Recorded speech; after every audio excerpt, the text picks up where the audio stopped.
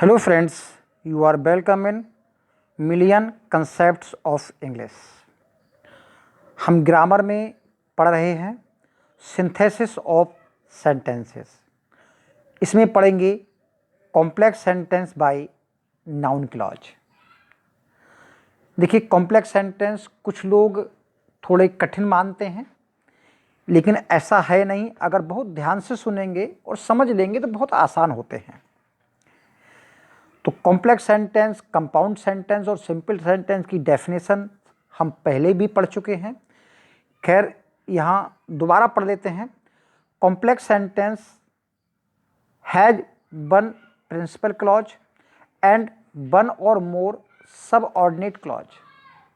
एक complex sentence में एक तो प्रिंसिपल क्लॉज होता है और एक, कम से कम एक या एक से अधिक सबऑर्डिनेट क्लॉज होते हैं। अब आप जानते हैं कि सबऑर्डिनेट क्लॉज आपके तीन प्रकार के होते हैं। सबऑर्डिनेट क्लॉज को डिपेंडेंट क्लॉज भी बोलते हैं, यानी कि आश्रित क्लॉज होता है ये। तो सबऑर्डिनेट क्लॉज आपके नाउन क्लॉज, एडजेक्टिव क्लॉज और एडवर्ब क्लॉज, यानी कि तीन प्रकार के क्लॉज होते हैं। यानी कि वो क्लॉज जो नाउन की तरह काम करता है तो उसे हम नाउन क्लॉज बोलेंगे। वो क्लॉज जो एडजेक्टिव की तरह काम करता है उसे हम एडजेक्टिव क्लॉज बोलेंगे। और जो क्लॉज एडवर्ब की तरह काम करता है उसे एडवर्ब क्लॉज बोलेंगे। अगर कंफ्यूज ना हो तो बता दें कि क्लॉज क्या होता है। तो समझ लीजिए, क्लॉज एक अपने आप में सेंटेंस होता है। क्लॉज क्या होता है? अपने आप में एक सेंटेंस जो एक मेन सेंटेंस का हिस्सा होता है। तो clause is a part of a sentence, and clause एक सेंटेंस का पार्ट होता है which has its own subject and predicate, जो जिसका खुद का सब्जेक्ट और प्रेडिकेट होता है। तो देखिए, जिसमें खुद का सब्जेक्ट प्रेडिकेट होता है वो सेंटेंस ही होता है। तो क्लॉज, हिंदी में भी क्लॉज को सेंटेंस ही बोलते हैं, उपवाक्य, यानी कि उपवाक्य। वाक्य तो है लेकिन सेंटेंस का हिस्सा है। तो part of a sentence which in itself is a sentence, जो खुद में एक सेंटेंस होता है। तो समझ गए होंगे। अब बात आती है नाउन क्लॉज के द्वारा हम कॉम्प्लेक्स सेंटेंस बनाएंगे। Complex sentence by noun clause, noun clause के द्वारा कॉम्प्लेक्स सेंटेंस बनाना तो नेचुरल है कि वो एक सेंटेंस जो था अभी आपका पूरा का पूरा सेंटेंस, वो नाउन का काम करेगा। तो इनके नाउन क्लॉज क्या होता है? A noun clause is a group of words which contains a subject and predicate of its own, जिसका खुद का सब्जेक्ट प्रेडिकेट होता है and does the work of a noun, और एक नाउन का काम करता है। अब बात आती है ये कि हम नाउन क्लॉज तो बना लेंगे, तरीके मिल सकते हैं हमको, लेकिन ये तो पता लगे कि हमारे नाउन के काम क्या हैं, नाउन क्या कार्य करता है, तभी तो हम उस क्लॉज से नाउन का काम कराएंगे। तो पहले नाउन के कार्य समझ लेते हैं। आसान है। सब्जेक्ट टू द वर्ब, पहला कार्य नाउन का होता है सब्जेक्ट के रूप में। तो यहां पर अ बॉय नाउन है, तो देखा आपने a boy pledge hockey sentence का एक सब्जेक्ट के रूप में काम कर रहा है। तो इस सेंटेंस में सब्जेक्ट के रूप में नाउन है। Object to the verb, a boys plays hockey, तो जो हॉकी शब्द है नाउन है, और इस प्लेज वर्ब का जो कि ट्रांजिटिव वर्ब है, सकर्मक क्रिया के ऑब्जेक्ट के रूप में काम कर रहा है। थर्ड सेंटेंस देखिए, complement of linking verb, Ram is a doctor. Is जो है आपकी एक लिंकिंग वर्ब होती है, या जिसको बोलते हैं द वर्ब ऑफ इनकम्प्लीट प्रीडिकेशन। तो इसमें अ डॉक्टर जो शब्द है इस राम के अर्थ को पूरा कर रहा है। राम इज, राम है, तो राम इस समय पूरा नहीं है, क्या है? A doctor. तो अ डॉक्टर शब्द नाउन राम को पूरा कर रहा है, इसलिए इसको कंप्लीमेंट बोलेंगे, पूरक बोलेंगे। क्या बोलेंगे? पूरक, पूरा करने वाला। तो पूरक के रूप में यानी कंप्लीमेंट के रूप में भी आपका नाउन काम करता है। अब चौथा है प्रीपोजिशन के ऑब्जेक्ट के रूप में, object of a preposition. The boy is, the book is in the desk. तो इनके ऑब्जेक्ट के रूप में द डेस्क काम कर रहा है, तो यहां पर नाउन प्रीपोजिशन के ऑब्जेक्ट के रूप में काम कर रहा है। और फिफ्थ जो काम है नाउन का वो है noun in apposition. Case in opposition बोलते हैं। एपोजिशन का मतलब होता है बराबर में रखना, यानी कि प्लेस बिसाइड, तो बराबर में रखना होता है। अब ये होता क्या है अपोजिशन? देखिए, mister Gupta the principal of Vishnu inter college is my friend. तो the principal of Vishnu inter college, mister Gupta को रीनेम किया गया है। तो जो एक नाउन का दूसरा रीनेम होता है, उसका दूसरा नाम होता है, उसी नाउन के बराबर में हम रख दें तो उसे हम एपोजिशन बोलेंगे। जैसे Pandit Nehru the first prime minister of India, तो ये रीनेम ही तो है, तो इसको हमने बराबर में रख देते हैं, तो ये जो है केस इन एपोजिशन कहलाता है, बराबर में रखना। तो पांचों कार्य याद हो गए आपको? Subject to the verb, object to the verb, complement of a linking verb, object of a preposition, noun in apposition. अगर यही काम एक क्लॉज करता है तो उसे हम नाउन क्लॉज कहेंगे। अब ये कैसे बनाते हैं, बहुत ध्यान से सुनना।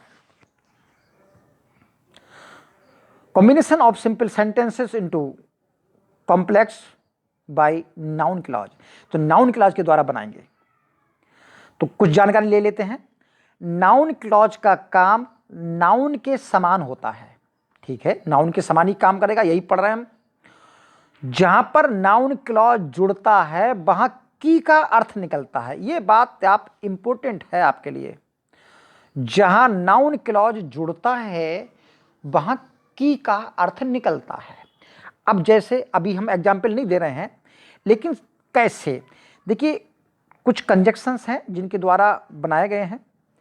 जैसे दैट से जुड़ेगा तो वहां निकलेगा अर्थ की, व्हाट से जुड़ेगा तो वहां अर्थ निकलेगा की क्या, और हु से तो की कौन, हाउ से की कैसे, व्हेन से की कब। अब जब इनके बाद ये इंट्रोगेटिव सेंटेंस होंगे, जब ये सेंटेंस इंटेरोगेटिव में होंगे तो हम क्या करेंगे, इनको एसर्टिव बना देंगे। इन कंजक्शन को रखने के बाद हम सेंटेंस को एसर्टिव बना देंगे जब इंट्रोगेटिव में होंगे तब। चलिए एग्जाम्पल देखिए। अब हम नाउन क्लॉज से इन दो सेंटेंस को जोड़ेंगे, कॉम्प्लेक्स बनाएंगे। बहुत ध्यान से सुनना। The rain will fall today. पहली बात तो हम यहां पर बात करेंगे कि नाउन क्लॉज का प्रयोग हम इस सेंटेंस में क्यों करें, हम एडजेक्टिव क्लॉज क्यों प्रयोग नहीं करते, क्यों हम एडवर्ब क्लॉज इस सेंटेंस में प्रयोग नहीं करेंगे, नाउन ही क्यों करेंगे, उसको समझिए। The rain will fall today, it is quite evident. अगर इस सेंटेंस को भूल जाइए नहीं है, इट इज क्वाइट एविडेंट, यह पूर्णतया स्पष्ट है, यह पूरी तरह से स्पष्ट है। तो क्या पूरी तरह से स्पष्ट है, यानी कि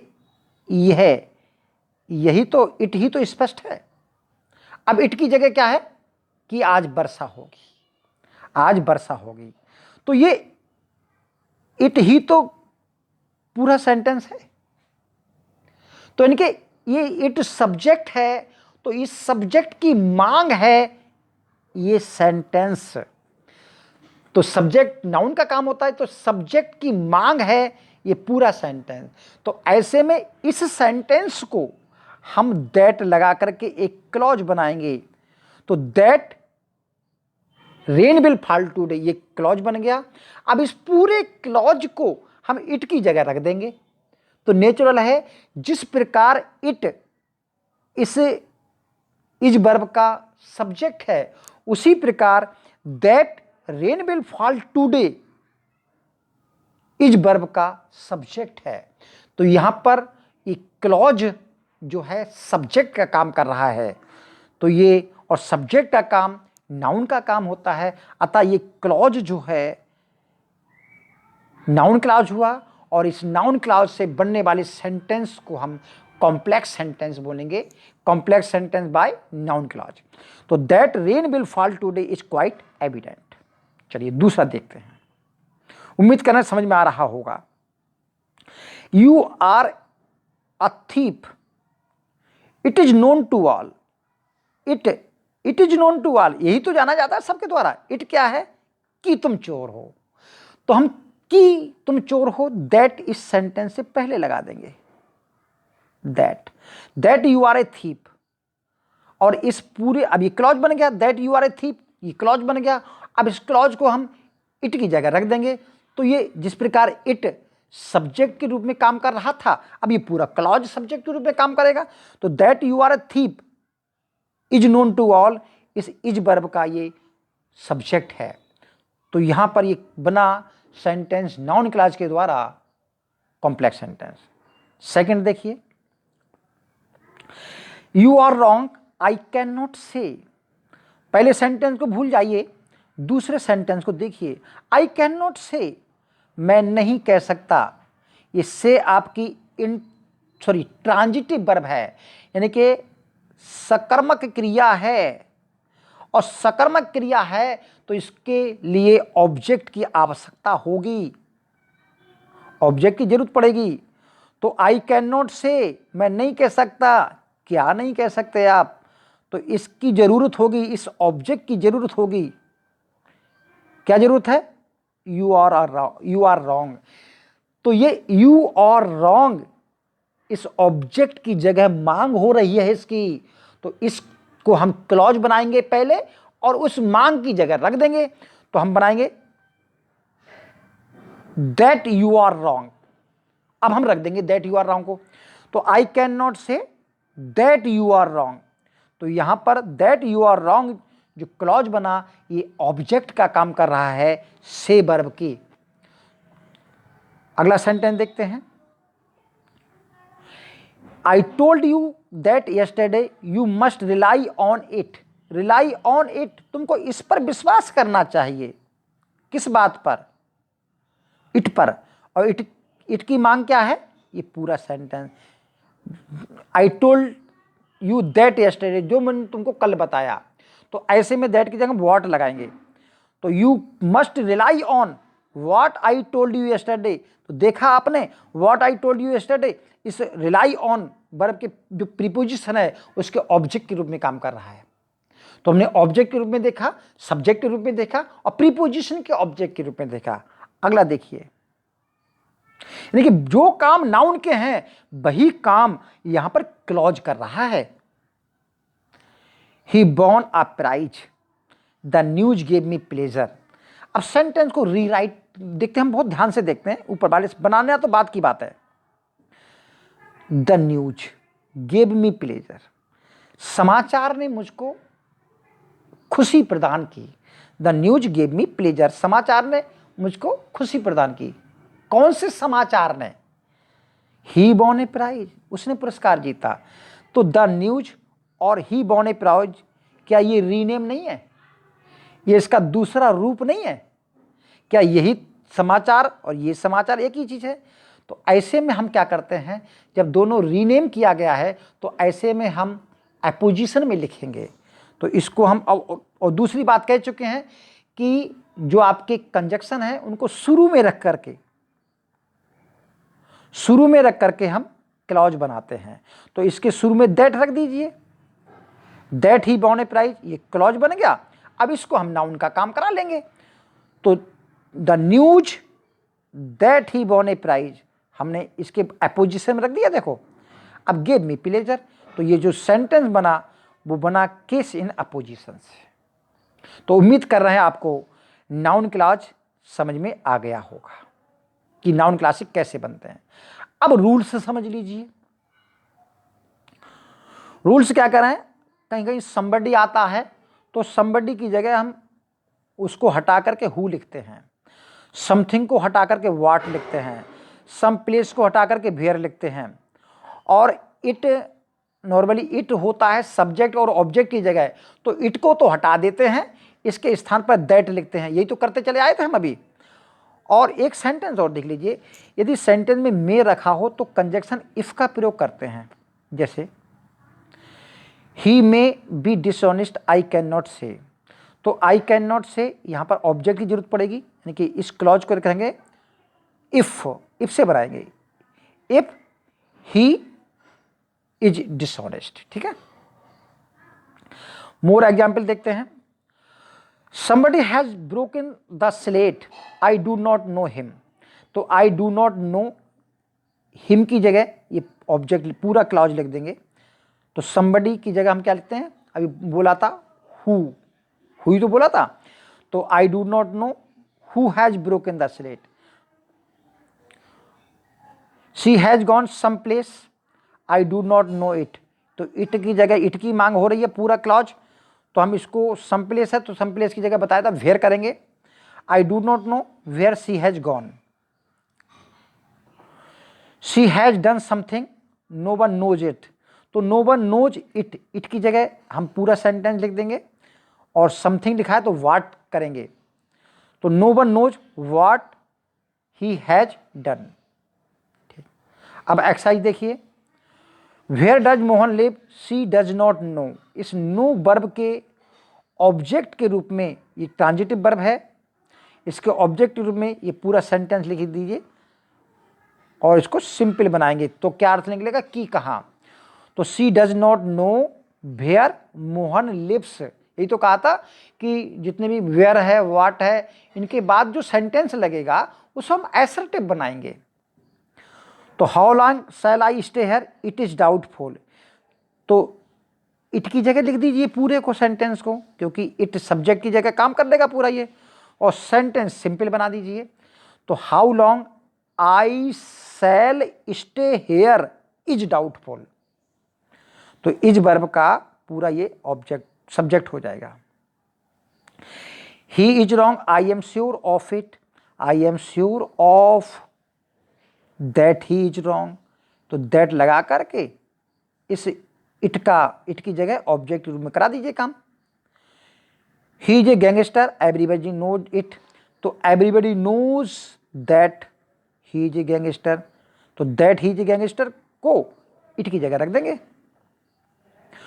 आई inform you yesterday you should rely on it, तो you should rely on it की जगह रख दीजिए आई इन्फॉर्म यू, तो वॉट आई इन्फॉर्म यू बनेगा, तो what I inform you yesterday, क्योंकि इसका यही अर्थ निकल रहा है, you should rely on what I inform you yesterday.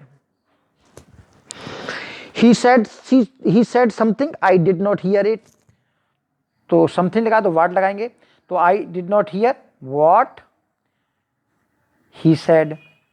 साथ देखिए, somebody is making a noise, I want to know him, I want to know him, तो him की जगह लिख दीजिए who is making a noise, तो ऑब्जेक्ट बनी जाएगा ऑटोमेटिकली।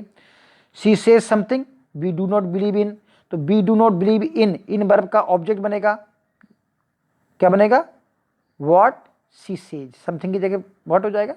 तो आज के लिए इतना ही, thank you, all the best. उम्मीद कर रहे हैं समझ में आया होगा आपको।